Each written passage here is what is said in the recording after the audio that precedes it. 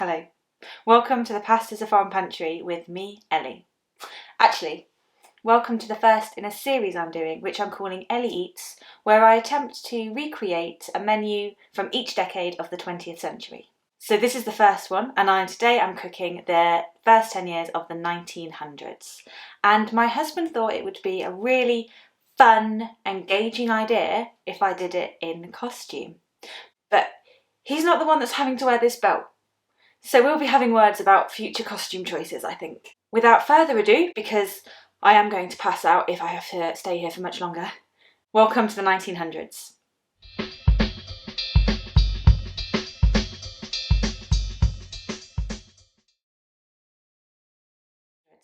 This was a decade of major political change.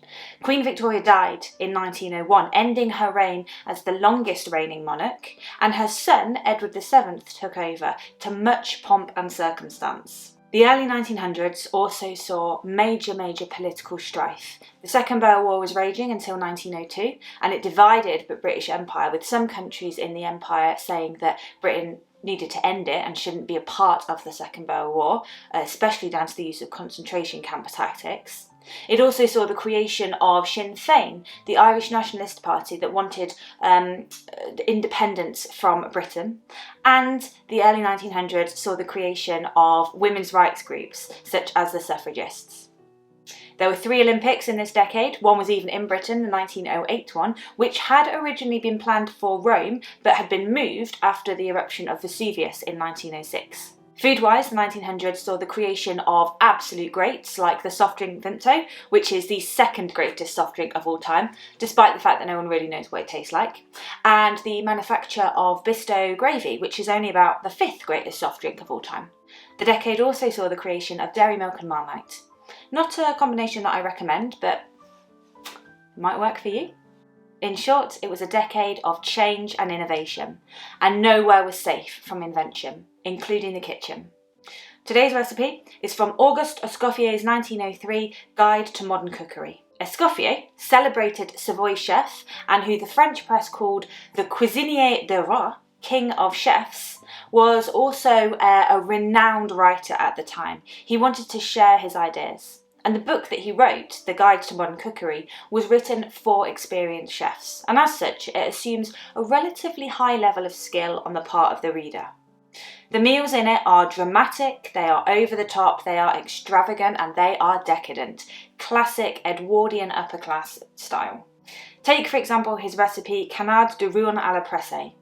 This involved strangling a duck so that the blood stayed within it, plucking it, roasting it, and then pressing the unfortunate corpse into something called a duck press, which was kind of like a cauldron, a brass cauldron, a small one, that you slowly lowered a lid on and turned with a crank. The duck corpse inside it would be squeezed down, and eventually the blood and bone marrow would begin to drip out and collect in a plate below. This mixture would be added to brandy, heated, and then served as the sauce for the duck meat. But what makes Escoffier's recipe particularly of its time is it was also considered entertainment.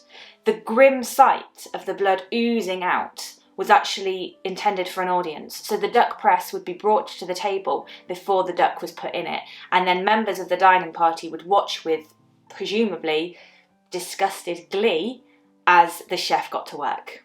Unfortunately, this was one recipe that lack of equipment and the stomach for has prevented me from trying. And what I've done instead is I have picked various recipes from Escoffier's work to try and recreate a taste of an upper class Edwardian meal instead. I've gone for 4 main ones. Escoffier lamented what he called the novelty of frivolity, and he saw people who wanted to host dining parties just throwing menus together without really thinking about what their ability and what their limitations were, just wanting to try new things for the sake of it being new things. So with that in mind, I've tried to pick recipes that I think will suit my skill set, and also taste nice, and basically will give me a good snapshot into what he was trying to recreate for the upper classes of Edwardian dining society. I'm going to start with a soup, I'm going to follow by a chicken main course, finish with a fruit fritter, and then move on to a palate cleanser of ice cream. And ice cream was an absolute Edwardian staple. People could not get enough of the stuff. Recent developments in ice cream manufacture meant that it was now more available than ever had been before to people, and you could put tubs of frozen cream into basins of ice and salt, which would dramatically lower the temperature and create a relatively thick and very creamy mixture, which became ice cream that we know and love today. So ice cream, you can't make an Edwardian dinner without really including some form of ice cream in it. I have genuinely no idea how this is going to turn out. So wish me luck and enjoy 1900 to 1909 in the first series of Ellie Eats. Auguste Escoffier's Guide to Modern Culinary. First course, bisque d'écrivisse. To make the consomme for bisque d'écrivisse, you will need 1 kilogram chicken carcass, salt, 1 onion with 4 cloves stuck into it, 1 turnip, 2 or 3 carrots. Place the chicken carcass into a large pan. Cover the carcass with water, about 2 litres, and add salt. Heat on a medium flame. As it cooks, scum will rise to the surface. Remove this scum with a spoon. Once no more scum has formed, chop the carrots and turnip into rough sizes and place them, along with the onion, into the pot. Cook on low heat for 4 to 5 hours, adding more water as needed. After it has cooked, drain the stock into a pan. It should be reasonably clear and a light golden colour. Sieve the drained stock a final time to ensure any little bits are caught, and then it's time to prepare the rest of the bisque. You will need 30 grams of carrots, 30 grams of onions, a bay leaf, 2 parsley stalks, thyme, cayenne pepper, salt and pepper, 30 grams of butter, 400 grams of crayfish, 1.5 litres of white consomme, 3 tablespoons double cream, 300 ml white wine, 3 tablespoons of brandy, and 85 grams of white rice. Pour the rice into about 600 ml of the consomme and allow to cook. Dice the carrot and onion very finely. Chop the parsley stalks and put a large knob of butter into a pan to melt. Tip the veg and herbs into the butter and allow to soften for 10 to 20 minutes. Add the crayfish and allow the ingredients to mingle over a low heat for 5 minutes or so. In a separate pan, heat the brandy. Set it alight and pour the flaming alcohol over the crayfish. Add the white wine, salt and pepper and stir. Cook for 10 minutes and then transfer the solids to a blender. Keep the liquid safe and re-add it later. Blend to a coarse paste and add the cooked rice. Blend again until the mixture becomes smoother. Add the paste back to the pan and re-add the liquid. Add another 800 ml of consomme to the soup and bring it all to a boil. Once the mixture has boiled, pass it through a sieve to make it smooth. Discard the lumps. Add the cream and the rest of the butter to the soup and allow to melt in. Pour into bowls. This should make enough for about 4 and sprinkle a small amount of cayenne pepper on top.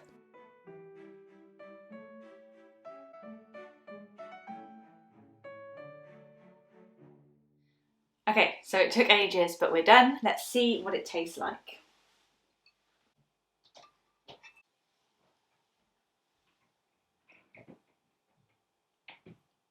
Oh my god.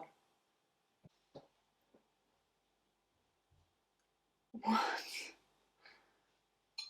That is the single most delicious thing I have ever put into my mouth. I wish it wasn't so good because there's so much cream and butter in it that I was kind of hoping it was... Oh, I don't really want to put it down. I was kind of hoping it was going to be a bit underwhelming, but it's so good. I can't even describe. Sorry, this is rubbish for you.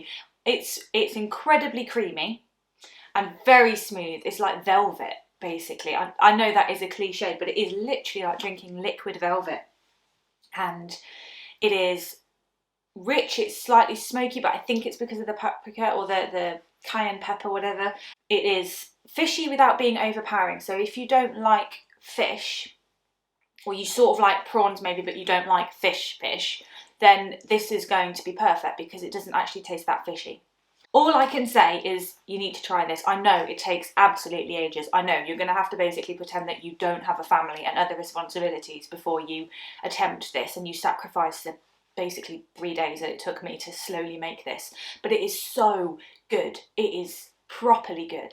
Now, I know that Escoffier, when I was going through his recipe, I know I did make some mistakes. I forgot to put the nutmeg in, for example, but I don't think it is missing anything at all.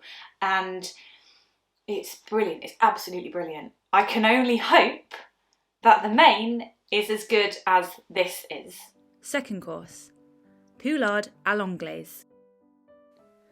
To make poulard d'anglaise, you will need 4 chicken breasts, 1 turnip, 1 onion, 2 carrots, celery, peas, nutmeg, thyme, salted ox tongue, 200 grams of butter, salt and pepper, chicken stock, 250 grams of plain flour, 1 litre full fat milk.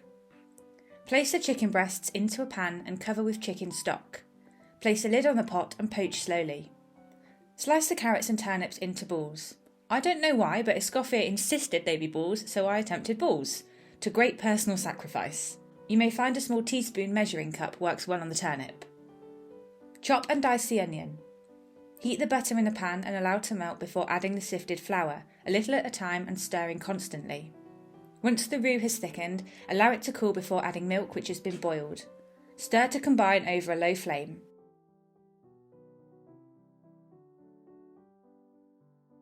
Once it has thickened, turn the heat off. Place your vegetable balls, the peas and chopped celery into a pan of water and bring to a boil. Fry your diced onions in another pan with butter. Add salt, pepper and nutmeg to the bechamel sauce and then add the fried onions.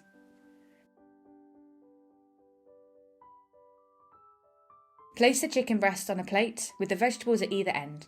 Place slices of the salted ox tongue on either side and smother the chicken in the bechamel sauce. Having made that, I can absolutely understand why upper class Victorians had maids and servants to cook for them. That was full on. But it is done, so let's see what it tastes like.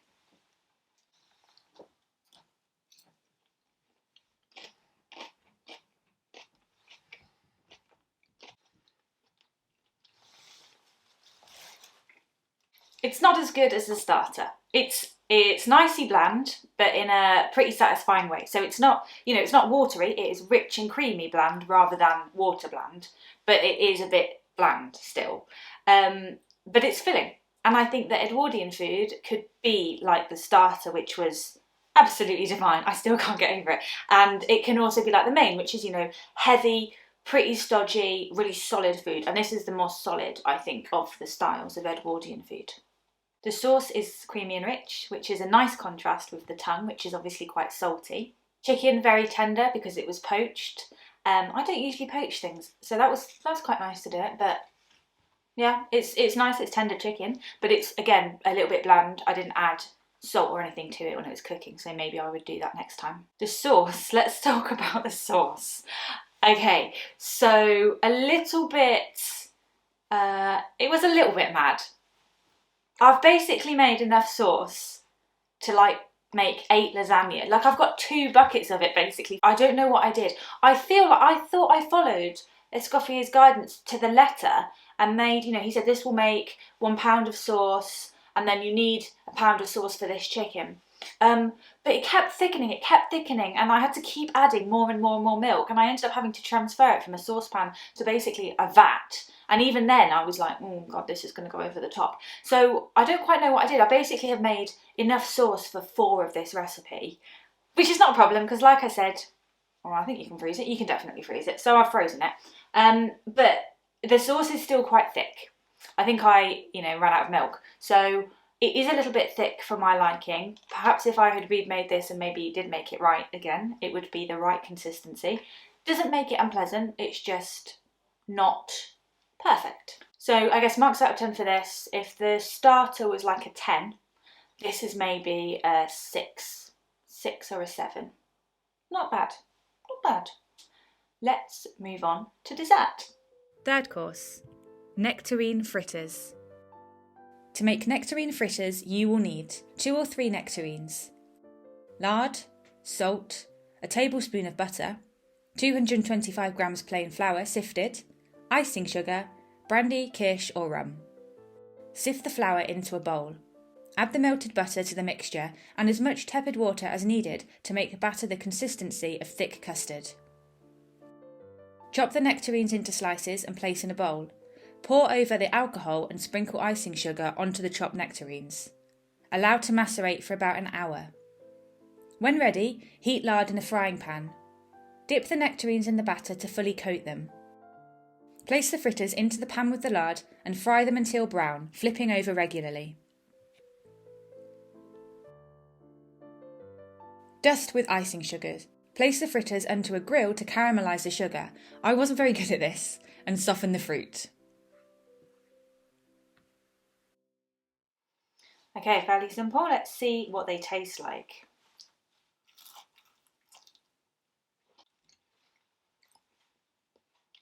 It's just a fruit fritter, but with a bit of an added alcohol-y kick. But it's lovely. It's not too sweet.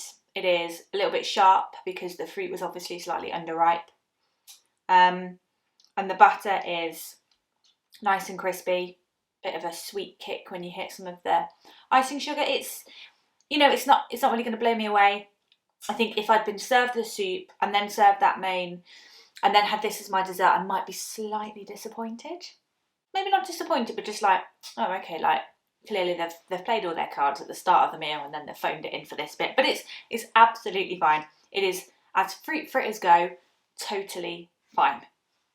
I am feeling quite full and greasy. So I think what I need is some form of palate cleanser. 4th course, asparagus ice cream. To make asparagus ice cream, you will need 150 grams of sugar, 550 ml of full-fat milk, 5 egg yolks, 100 grams asparagus tops. Boil a pan of water and parboil the asparagus for 2 or 3 minutes. Pound the cooked asparagus into a paste with a little hot milk. Heat the rest of the milk in a pan over a medium flame and bring to just below boiling. Add the pulverised asparagus and allow to infuse in the milk for half an hour. In another pan, mix the egg yolks with the sugar until the mixture is light and creamy.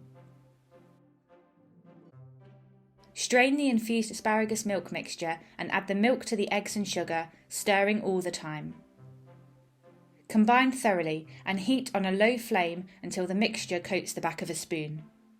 Let the mixture cool and pour it into containers before putting it in the freezer and allowing it to set.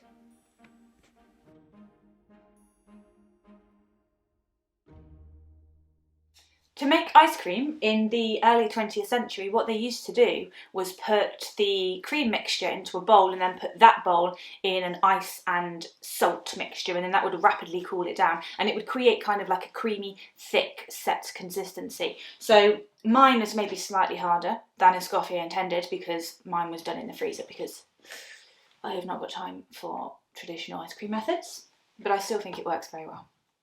Okay, so we come to the ice cream, traditionally served as, I think, a palate cleanser. And as you can see, I don't have an ice cream bowl, so I'm using a cocktail glass. Not very easy to cut into. I wish I'd not used a cocktail glass. Okay, asparagus ice cream. That is truly bizarre. It's not unpleasant, but it is very asparagus-y. And then it's not, and then it's just very sweet. So how can I describe this? If you went to McDonald's and you ordered a vanilla milkshake, but then instead of chips, you dipped asparagus spears into the vanilla milkshake and then sucked it off the asparagus spears, that's the sort of taste you'd get. That not fully overwhelmingly asparagus, but definitely still there, and you're not really sure if it should be, because it's not really got any business being in a pudding, has it, really? Asparagus, no. But I kind of like it.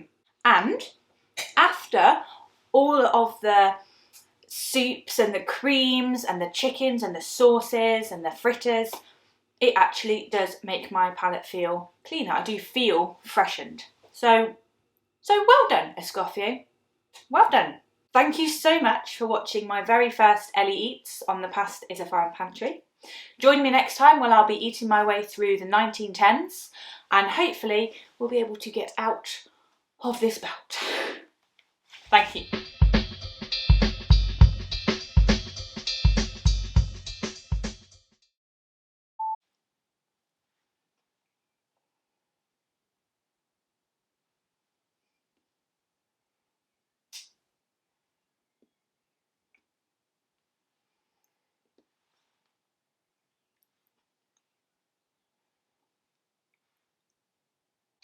This is the bechamel sauce.